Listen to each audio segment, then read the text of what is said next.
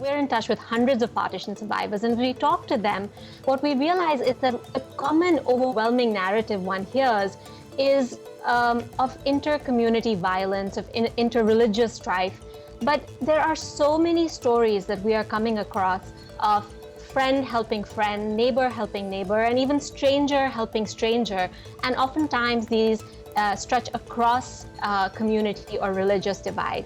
So the story I'd like to pitch is that one of the shows should really look at highlighting some of those stories so that narrative of humanity and kindness doesn't get lost when we talk about the partition.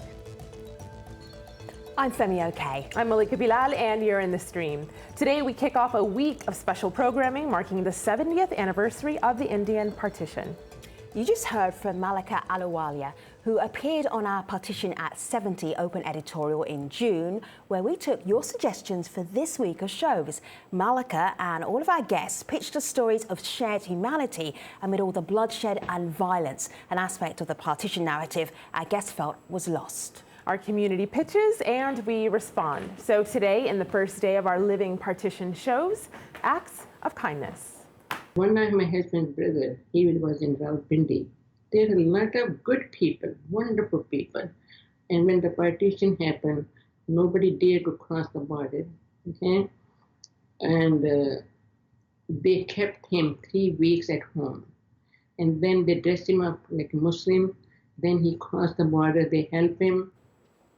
Well, 70 years ago, the dissolution of the British Raj led to the creation of two new nations, India and Pakistan, based district-wise on Hindu or Muslim majorities. Partition is said to have displaced more than 12 million people, causing one of the biggest migrations in modern history.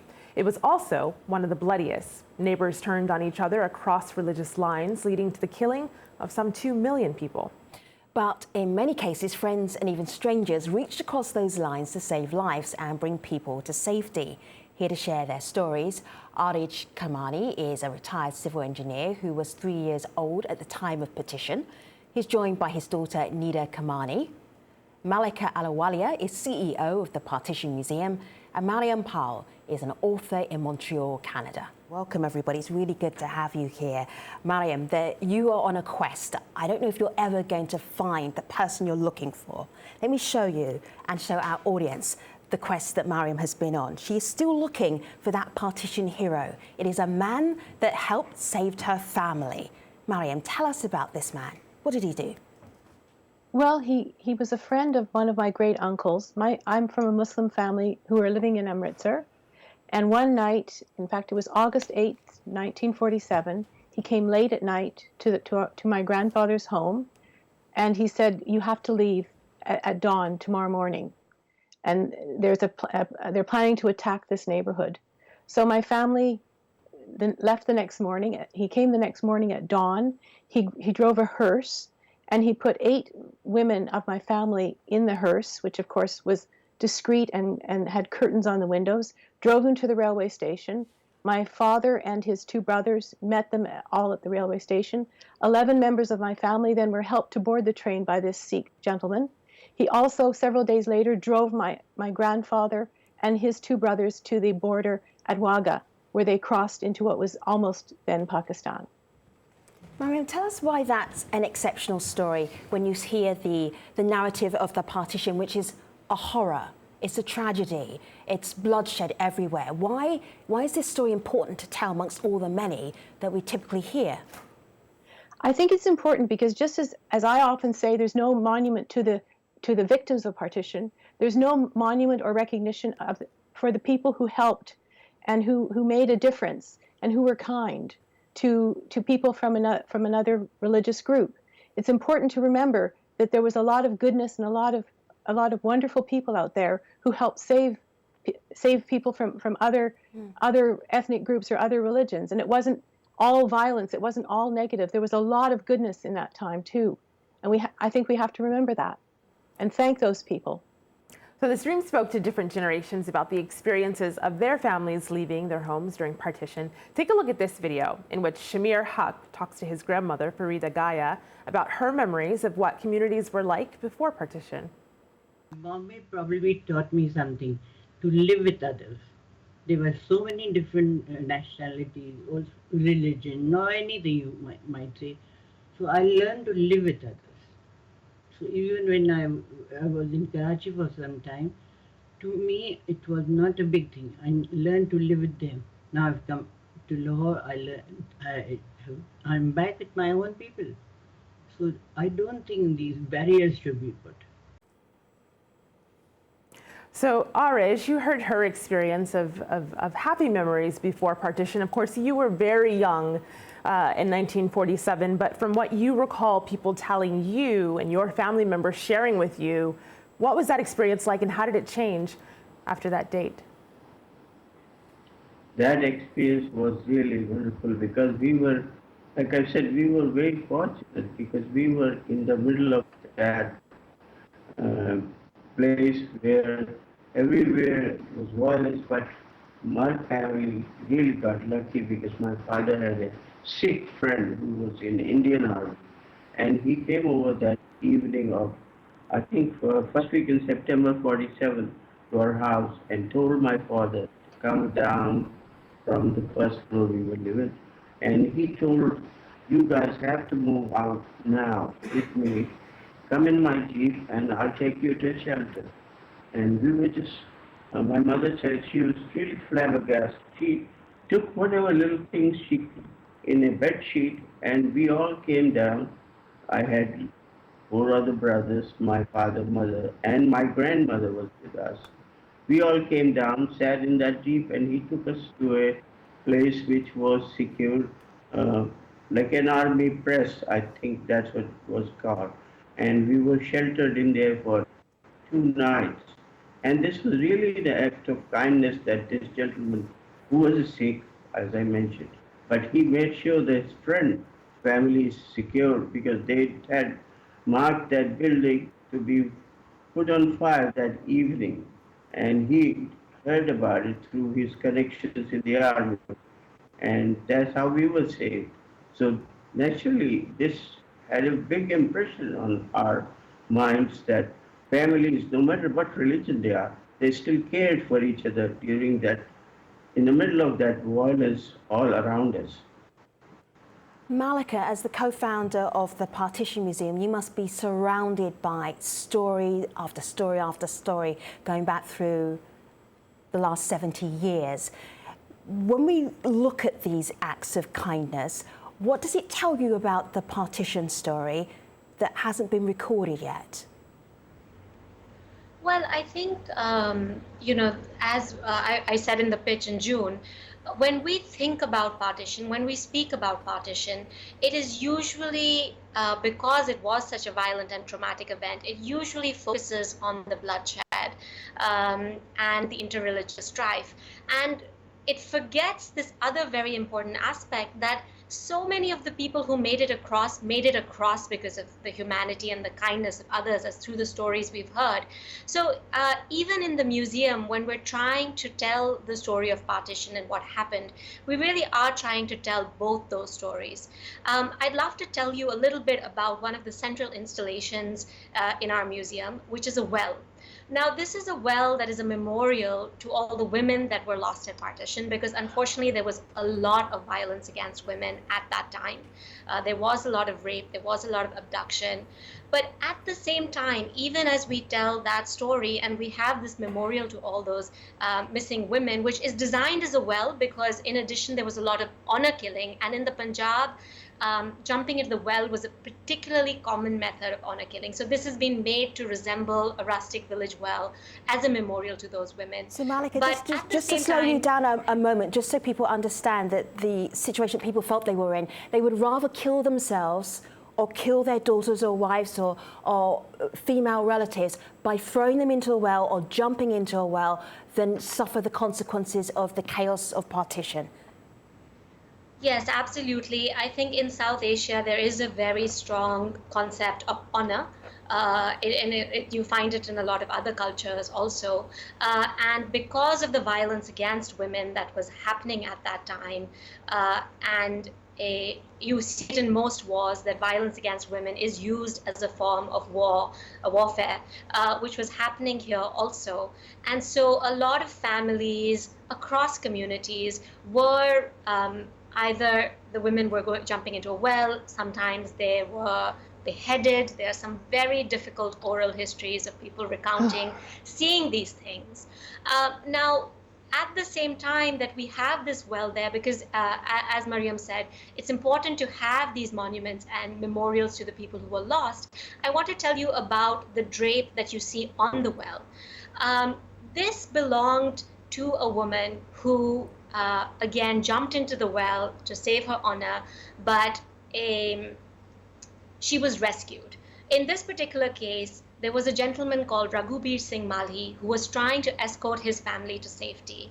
His family was attacked. At that time, he lost one of his sons to the violence.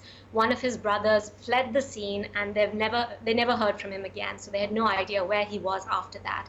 All the women in the family went and jumped into the nearest well. Now, as fate would have it, there was one of his close friends was a landlord nearby, a Muslim. This gentleman was a Sikh. And that landlord came as quickly as he heard about the incident and rescued all the women, including Basant Kaur, who was Raghubir Singh Malhi's mother, from the well. And that pulkari, which is a traditional Punjabi drape, which you see on the well, belonged to her. So we've placed that on the well to tell both those sides of the story, that yes, one cannot speak about partition without acknowledging the level of trauma that existed. But at the same time, one must acknowledge that this humanity was also there, that in the middle of this chaos, people chose kindness, people chose humanity, right. And their story cannot be forgotten. And Malika, there's of course the beauty in that, the kindness there, those acts of kindness. There's also a beauty in the fact that we know about it and that you can share those stories with us, because members of our community are telling us it's not always the case for their family members. There is a certain hesitation to talk about stories like these. This is Ibraheem. He says, and that's because both nations are ashamed of their past. They're ashamed of the crimes that were committed. He goes on to say a significant part of the population in both countries want to ignore it and they want to forget it. And they just want this tragedy to fade away. Maryam, I know it took a while for your own father to share his experience. How did that happen for you? How did you find out? He told me his partition story in 2007, because I decided I'd asked him throughout my life to tell me the story. He always refused. I wrote out the story and I gave him a copy, and he said, "You've got it all wrong." And he was upset that I had it all wrong. So he said, "Come over tomorrow and I'll tell you." So we spent a whole afternoon at the kitchen table in his condo here in Montreal, and he told me the story. Then he would tell me a few other details, and after that he said, "I don't want to discuss it anymore." And sadly, he died 3.5 years ago in 2013. And after his death, I found out that actually he was really lucky to have survived to partition, because on one of the trips he took frequently between Amritsar and Lahore, because he was studying in Lahore, he told of an old friend of his who told me that he had hidden under a pile of dead bodies. Wow. And he couldn't bear to tell his children that. So that's a horrifying story. Nida, I'm very glad he told me his story, because otherwise I wouldn't have known. Right. And I wouldn't have known that there was this wonderful man who helped our family. Nida, I want to show the world a picture of your dad when he was a little toddler, just here. I mean, this is going back 70 years. Did you find it easy to get your dad to tell you what had happened during partition? Did you have to extract the information from him? Well, I was saying, honestly, we never really discussed it before, even though it's something that I've always been interested in. I've studied about it, I've read books about it, but I don't know why I was also maybe hesitant to ask him about it, and he also never brought it up. And so, of course, in the last few months, we've been thinking about it more. And when I was asked to speak to him about it for your show, then it was a great opportunity for me to actually learn what happened. But that's because I would get little snippets. It's but not I never unusual. knew the whole story. It's not unusual. Why don't you ask your dad now? Why didn't you talk about it before? I mean, this is a big anniversary, but he's had all of these stories for many, many years.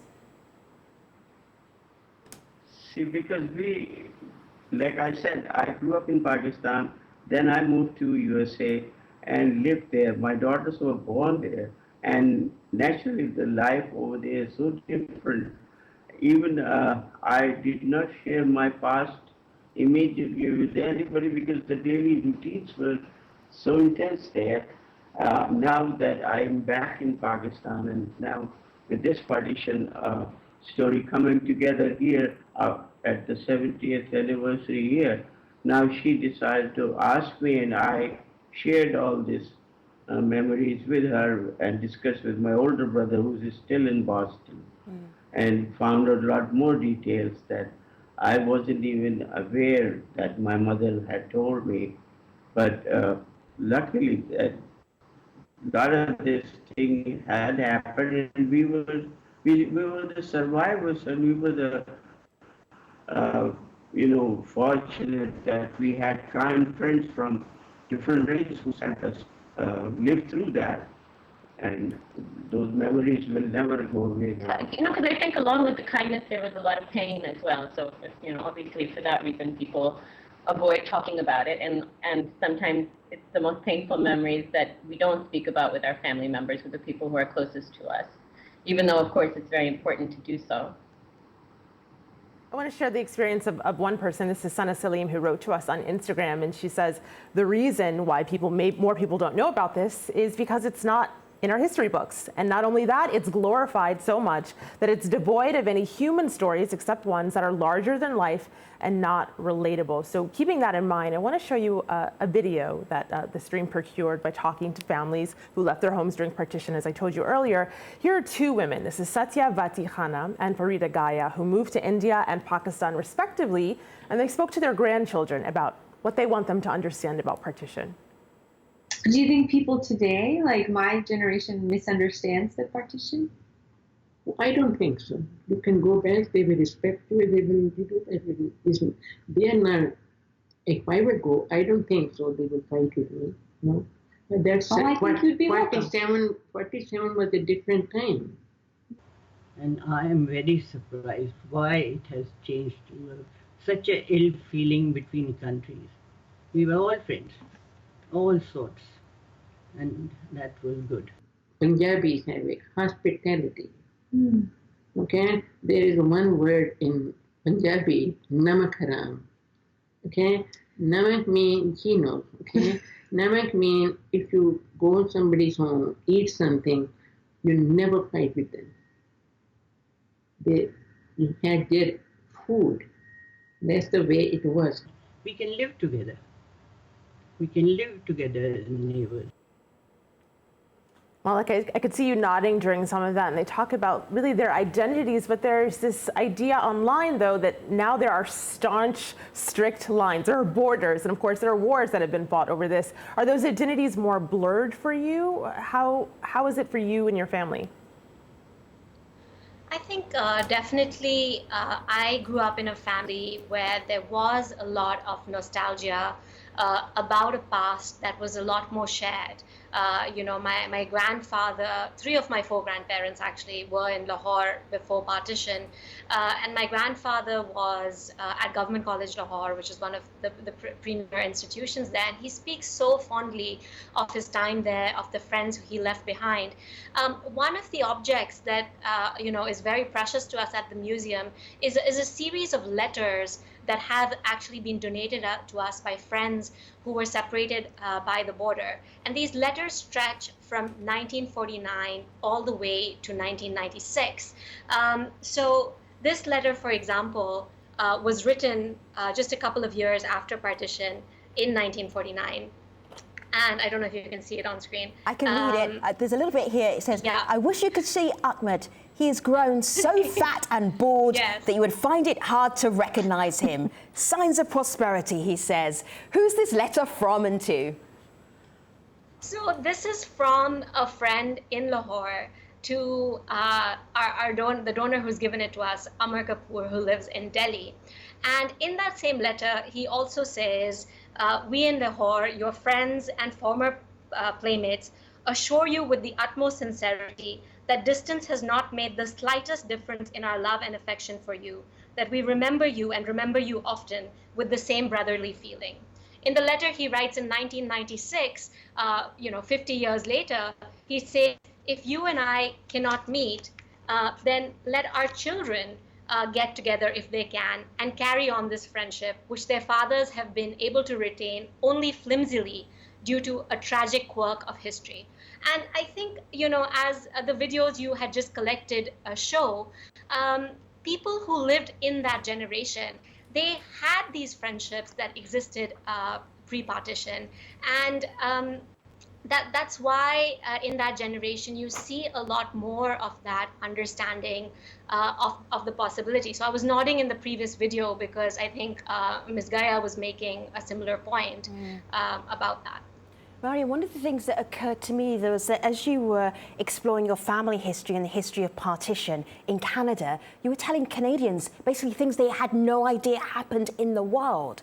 So this anniversary is not just a chance for people in India and Pakistan and Bangladesh to understand how they got to where we are right now, but also for the world to remember or maybe relearn what happened. What surprised you by the fact that Canadians really knew nothing of partition? Well, it's not nothing.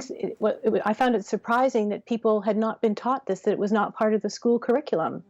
The school curriculum in the province of Quebec, where I live, does not include partition as a historical milestone. The historical milestone for 1947 is the founding of the International Bank for Reconstruction and Development, which admittedly is important, but I think the forced relocation of 12 to 15 million people is very important. As a matter of fact, in this morning's Le Devoir, which is a French daily language newspaper here in Montreal, I have an opinion piece explaining my family story and explaining what partition was. It's part of my own little campaign to make Canadians more aware of this tragedy.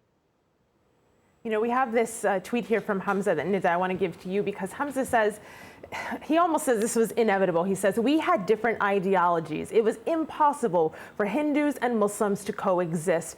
You have other people saying that's not necessarily true. You can take a look at this article, which is featured on AlJazeera.com, The Partition, the British Game of Divide and Rule. And this is from a former AJ Stream guest, Shashi Tharoor, who is also a member of the Indian Parliament. And basically his argument is that this was not inevitable. I know for you wrote a piece not too long ago, The Ongoing Partition, What Happens When You're Both Indian and Pakistani. I think it's safe probably to assume that you also don't believe this was something that was inevitable. I don't think it was inevitable. I think it was an unfortunate series of political calculations. And it was the people who suffered. And I certainly don't think that that's true. I mean, India still has a very large Muslim minority population. I've written about that as well. And even though the politics of hatred is rising on both sides of the border, you still have Hindus and Muslims and Sikhs and Christians and people of various religious faiths living together on both sides of the border in Pakistan and in India. So there's certainly no reason why people of different religious groups couldn't live. I want to say a big thank you to our guests, so Malika and Arij and Nida and Maryam, for sharing your shared stories, your remembrances, your family remembrances, and people that you've actually met and talked to and mined that information from. We really thank you for that, for being part of our show today. And remember that this is only the first in a week of programming that we're dedicating to Partition at 70. On Tuesday, the stream takes a look at the network's coverage of the historic event. For more oral histories, you can also check out aljazeera.com/partition memories. Stream producers have gathered family stories from the end of the British Raj to the early days of independence. You can see them all there. Until next time, we'll see you online.